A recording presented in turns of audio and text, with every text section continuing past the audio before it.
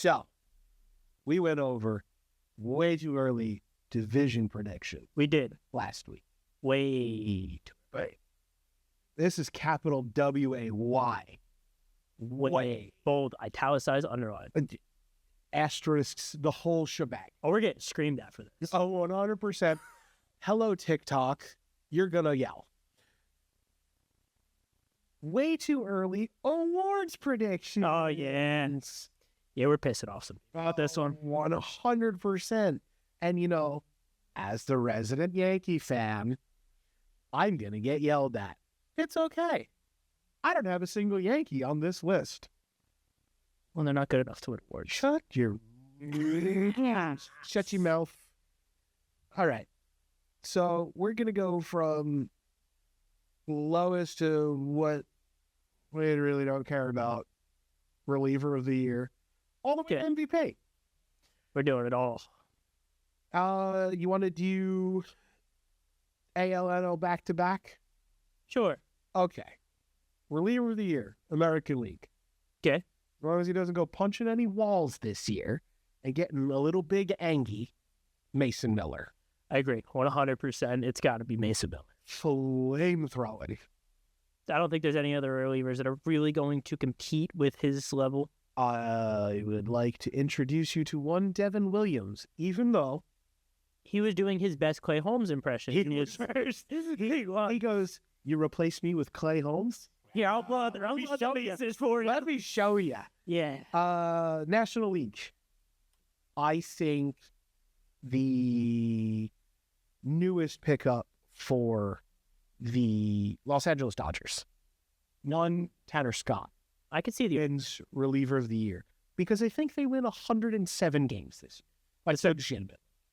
So you see, I just hate the Dodgers, so I really can't give them awards. As good as a team as they are, they overspend for their awards. So it's like having to buy the trophy to give to your kid. You have a child and they're they play baseball, but they're not that good. So you go to the store and buy them a trophy. Here's your award. Great. Welcome to the late 90s New York Yankees, sir. Yes. The George Steinbrenner Yankees. I say Ryan Helsley wins NL reliever of the little Hell's Bells action insert here. But I also think he does get traded midseason, which is part of why he's going to win reliever of the year. I think. Staying in the National League? Yes. Okay. I don't even want to know where. You don't have to. Okay, good. Manager of the year. I think that this person turns around a mediocre team to make them slightly less mediocre. Is that Baldelli? That's good enough to win manager of the year? For a mediocre team to a slightly less mediocre team? Hey, what's his bucket from the Guardians won it last year? This is right. With a mediocre team. Well, they made the playoffs. They also won 93 games, by the way. Yeah, they were mediocre, but they're just not great. This is not a great team. So. Okay, give me your other one, and then I'm going to argue this. You're going to argue with this? National League, Tito. Terry Francona. See, ours are completely different. My AL manager, I think it's going to be Alex Cora. I think with those young bloods he's got in the team, now he's got once he stops arguing with the Boston Red Sox fan base, and it finally lets them settle down into the Rafi Devers, Alex Bregman, third baseman thing, and figures that all out, he's going to win manager of the year because they are winning it. Rafi Devers gets traded. Nope. Yep. NL manager, I'm going Craig Counsell. Ooh. For the Chicago Cubbies action. I think that if that team does well, I can see it. 100%.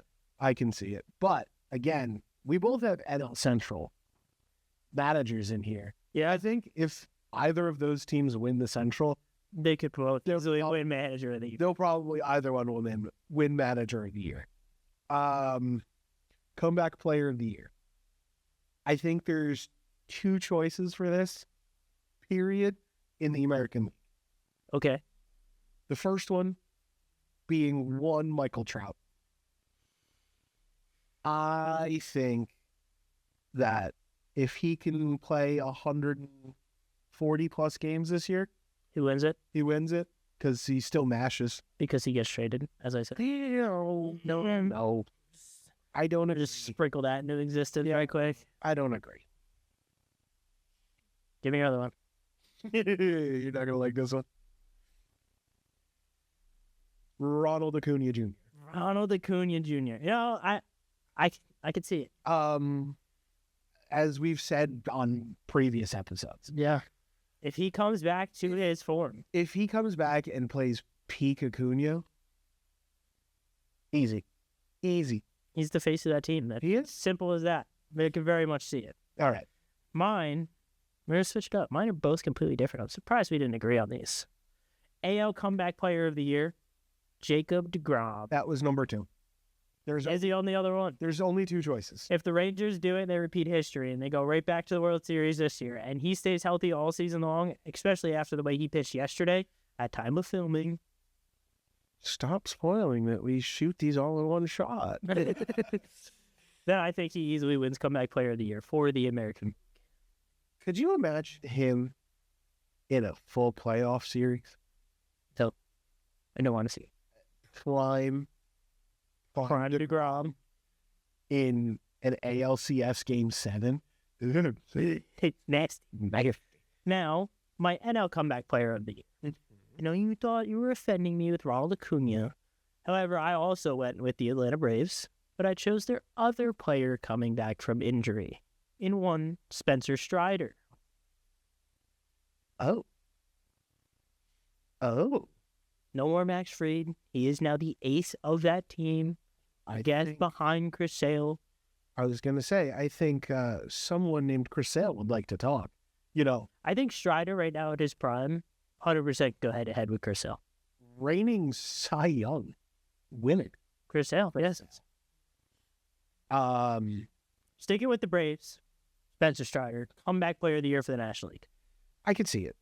And he was pitching for the AAA team the other day. He was. And because he is on my fantasy baseball. Looked disturbing.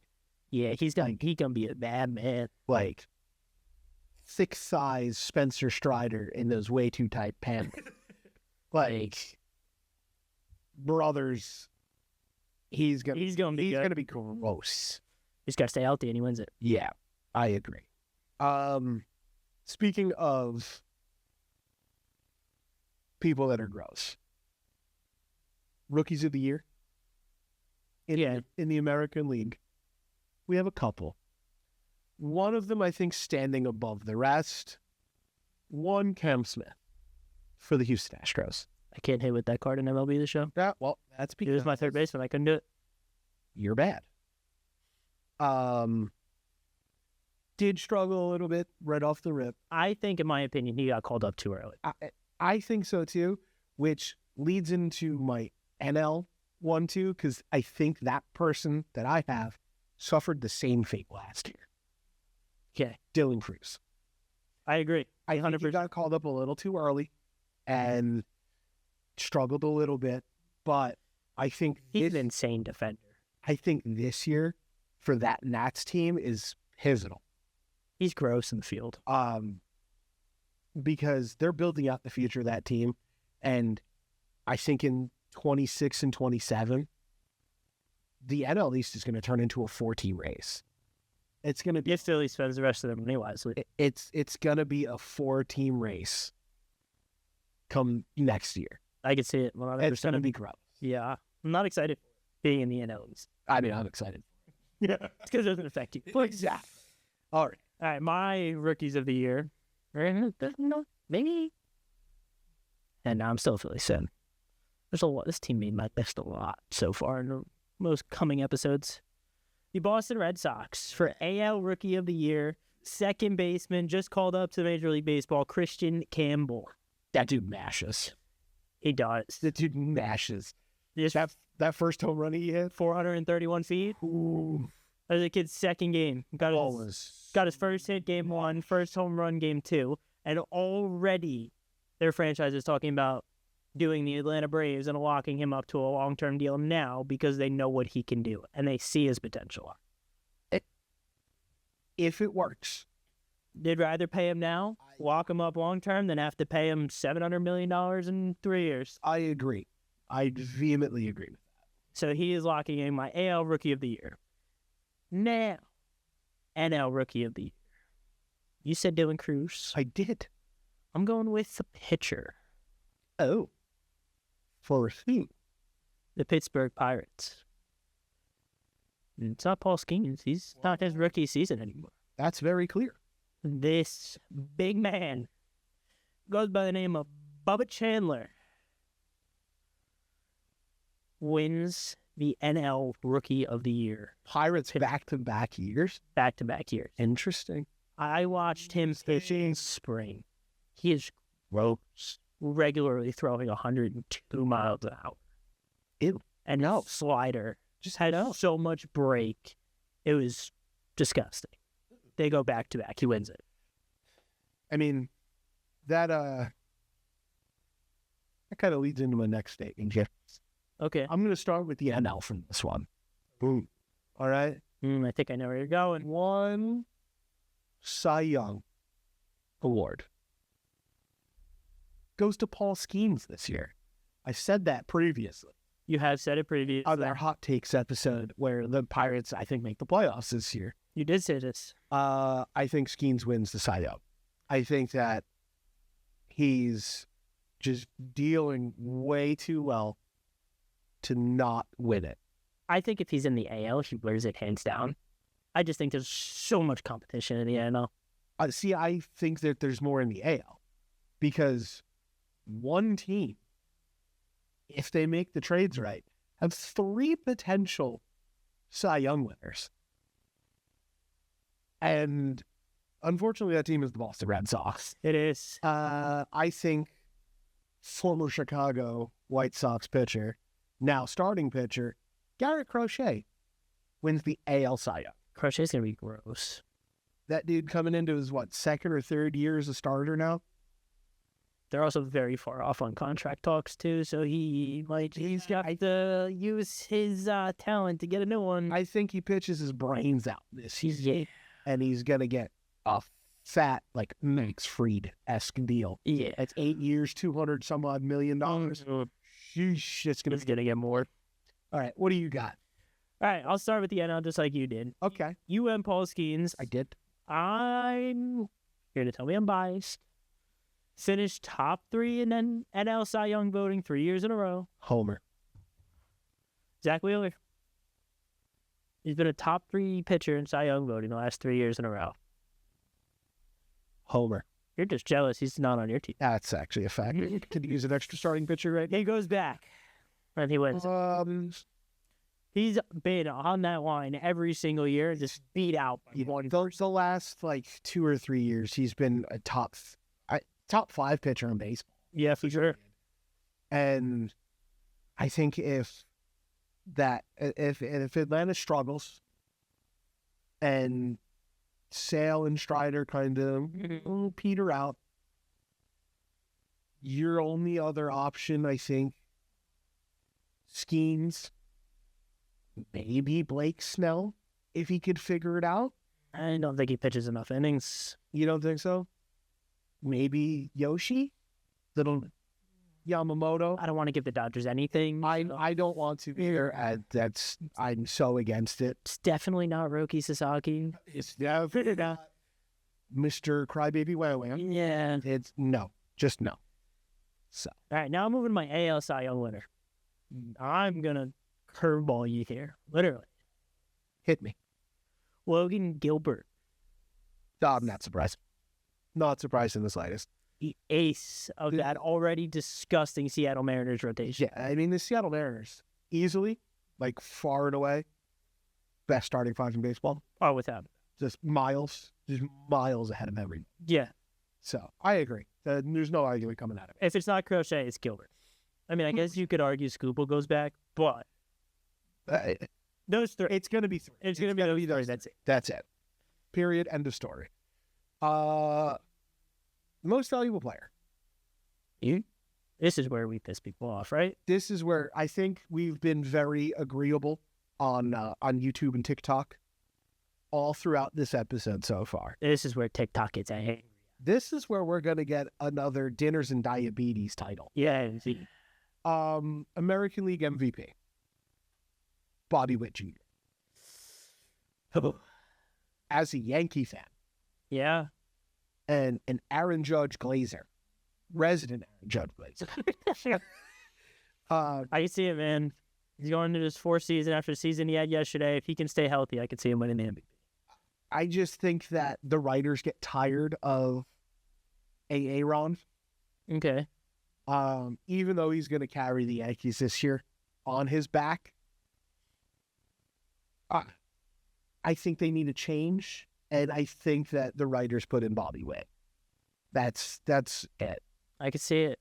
Because I really think that he's going to... If I didn't choose who I chose, my other option would be... I think he's going to carry that team into another playoff run, which may unfortunately lead up to the Yankees again. Yes. And probably end the same way it did last year. Probably. National League. I don't want to give the Dodgers anything. No, we can't. Nothing in the slightest. And I think that this new Chicago Cub has a Aaron Judge-esque contract here in Kyle Tucker. See, I agree with you. I also said Kyle Tucker for my end. Okay. Okay. So we can agree there. I think that that dude's going to mash all season long. He's getting himself a new contract. And he's going to get a fat contract.